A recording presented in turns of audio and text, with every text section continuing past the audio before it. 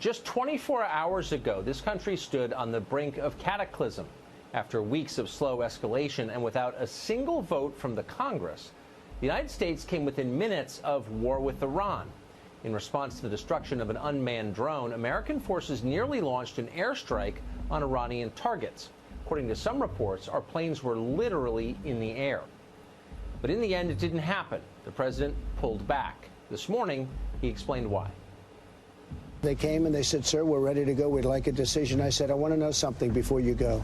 How many people will be killed? In this case, Iranians.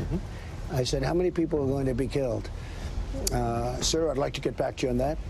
Great people, these generals.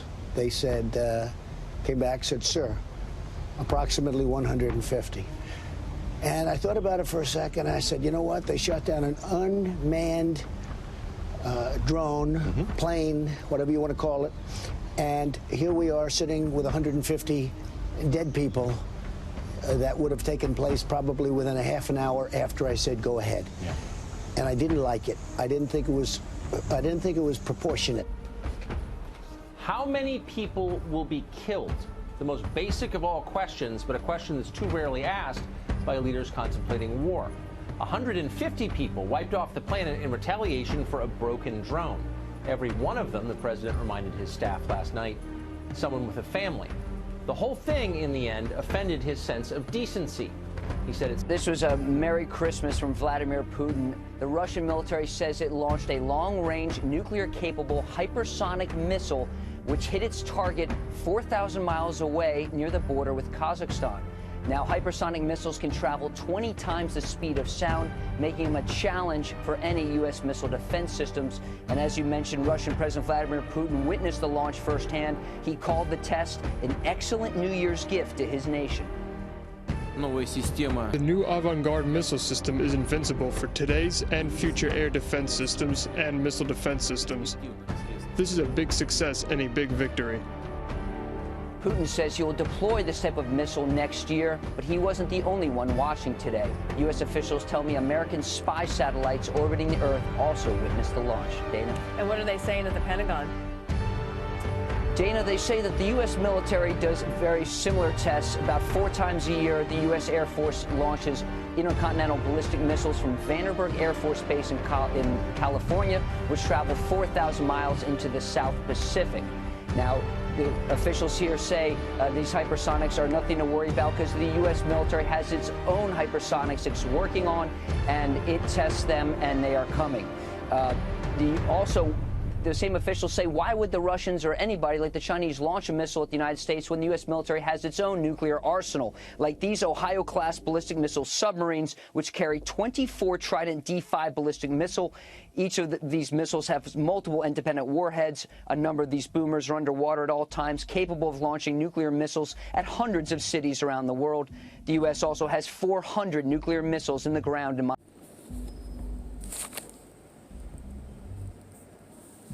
Romans 13 and 11, and that knowing the time, and now is high time to awake out of sleep.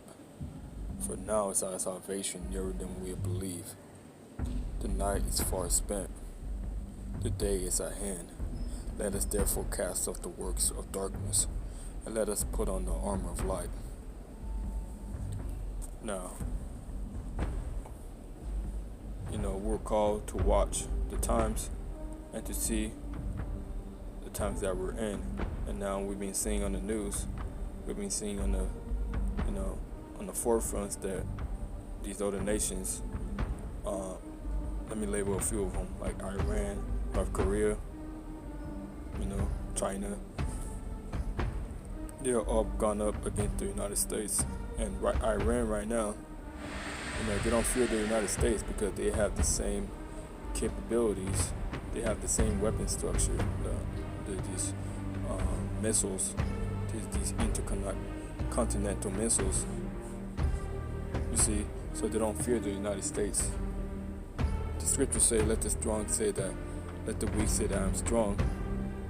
So all these other nations are rising up.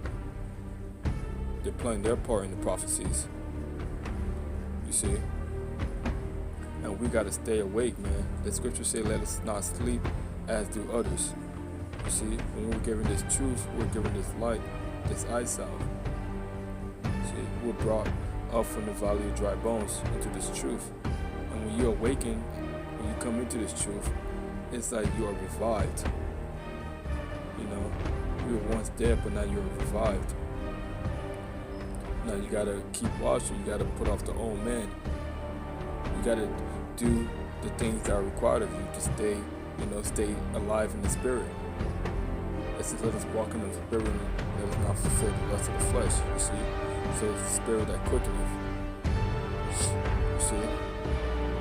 So, hey man, we could have been at war with Iran, while 2/3 of Israel were going about their day,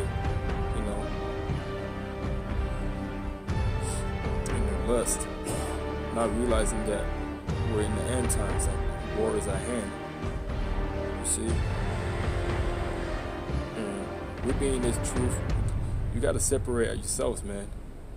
You gotta evaluate yourselves and see, are you doing everything you need to do to call yourself the man of the Lord, to be in this truth, to be partakers of the salvation that is predestined for the elect. You see, we pray and we ask that the Lord does save us from the destruction, but are we doing the things that are required of us? See, you can't have this truth and be asleep at the same time. You can't serve two masters. 1 Thessalonians 5:6. Therefore let us not sleep as do others. Let us watch and be sober.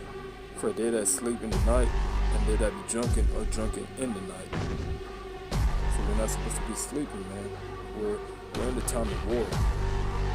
We're in the time of utter chaos and utter destruction. And Esau, Edom, the so-called Caucasians, the elites of Edom, they know that we're in the time of war. But they're going to filter it down through the mainstream, and they're going to lie to the public and say, war isn't going to happen.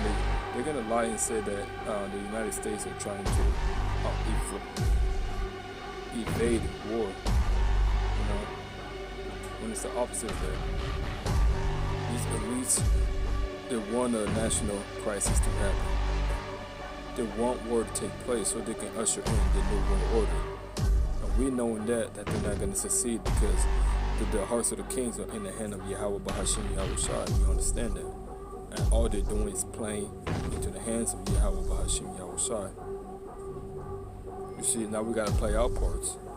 We got to do what we got to do to make sure that, we make it through Jacob's trouble, the pestilence, the famine.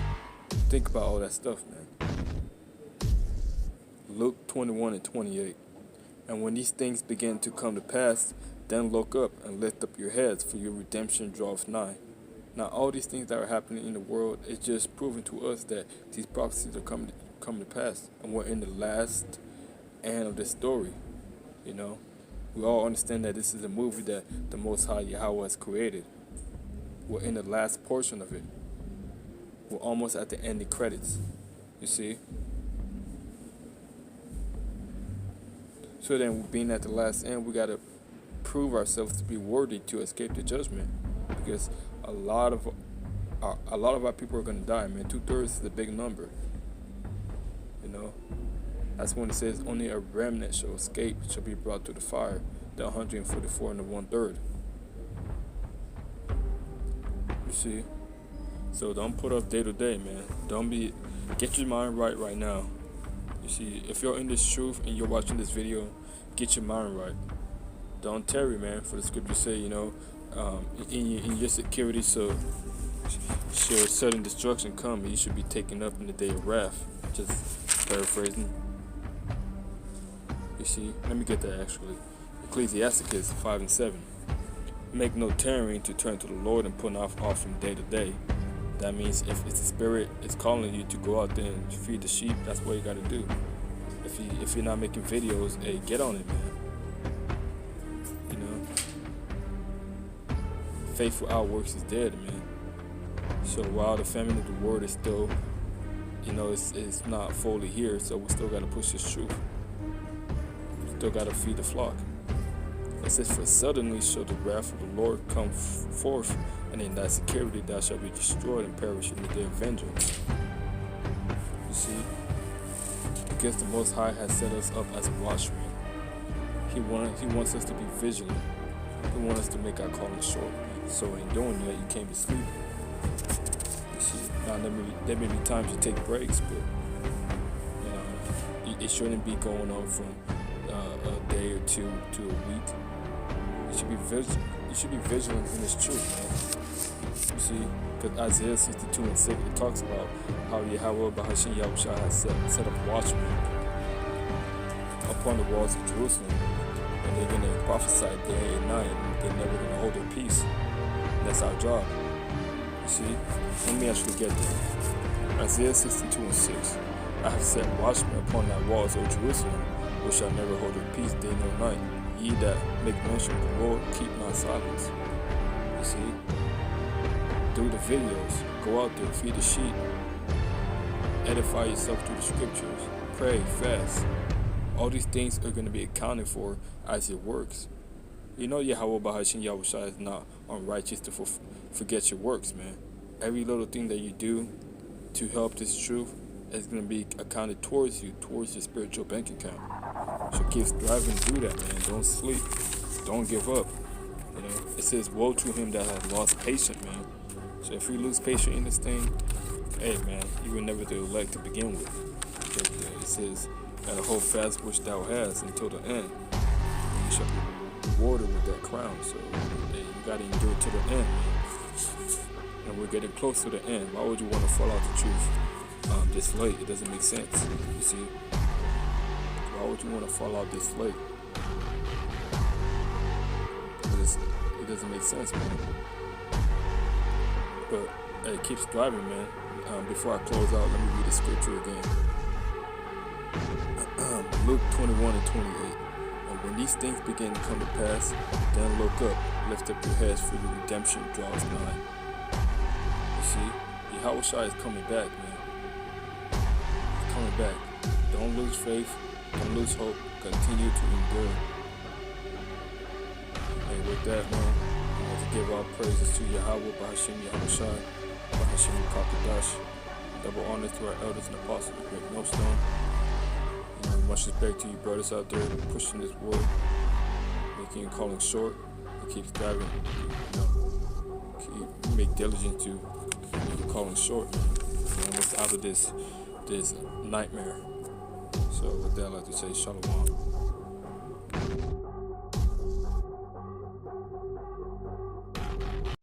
The instigation has begun to get this going, to get the United States drawn in to fight its wars, to get the United States drawn in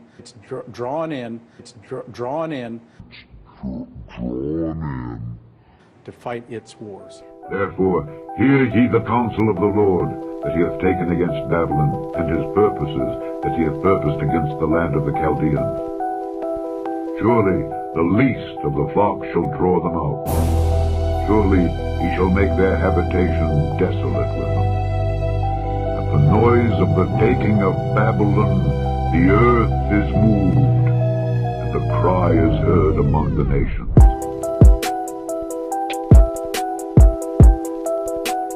It's clear that when you start sending in strike carrier task forces like that, that you're lining yourself up. And I think that this is all part of Netanyahu's scenario. To draw the U.S. in. Therefore, hear ye the counsel of the Lord, that he hath taken against Babylon, and his purposes, that he hath purposed against the land of the Chaldeans. Surely the least of the flock shall draw them out.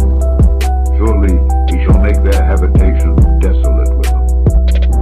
At the noise of the taking of Babylon, the earth is moved, and the cry is heard among the nations.